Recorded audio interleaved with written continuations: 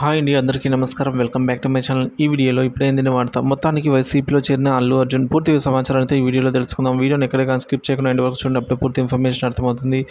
అలాగే వీడియోకి ఒక లైక్ కొట్టండి ఫ్రెండ్స్. వీడియోలోకి అయితే వెళ్ళిపోదాము ఫ్రెండ్స్. ఒక విషయానికి వచ్చినట్లయితే Allu Arjun versus mega fans అంటూ కొంతకాలంగా సోషల్ మీడియాలో పెద్ద ఎత్తున యుద్ధమే జరుగుతోంది. బన్నీ నంద్యాల వైసీపీ ఎమ్మెల్యే అభ్యర్థి అయిన శిల్పా రవికి మద్దతు తెలుపుతూ తన ఇంటికి వెళ్ళినప్పటి నుంచి ఈ యుద్ధం మరింత పెద్దదైంది.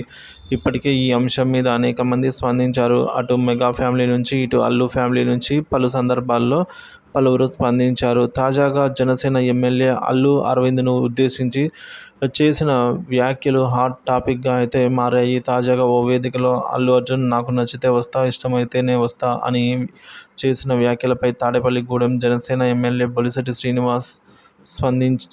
శ్రీనివాస్ను సంధించమని ఒక జర్నలిస్టు కోరగా, అసలు అల్లు అర్జున్కి ఫ్యాన్స్ ఉన్నారా? ఆ సంగతి నాకు తెలియదు. మామూలుగా నాకు తెలిసిందంతా మెగా ఫ్యాన్సే. మెగా కుటుంబంలో నుంచి విడిపోయి వచ్చిన వ్యక్తులు బ్రాంచ్లుగా కానీ, షామియా కానీ, కంపెనీలుగా ఏమైనా పెట్టుకుంటే నాకు తెలియదు.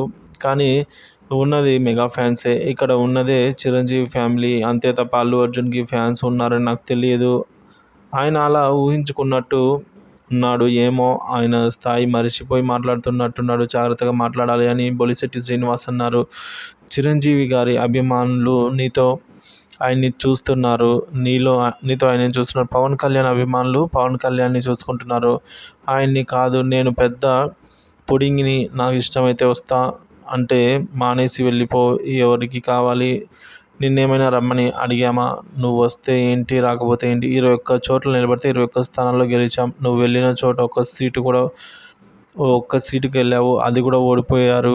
సో మీ నాన్న ఎంపీగా నిలబెడితే నువ్వు నెగ్గించుకోలేదు. నువ్వు అందరినీ విమర్శించడం మంచిది కాదని బొలిశెట్టి కామెంట్ చేశారు.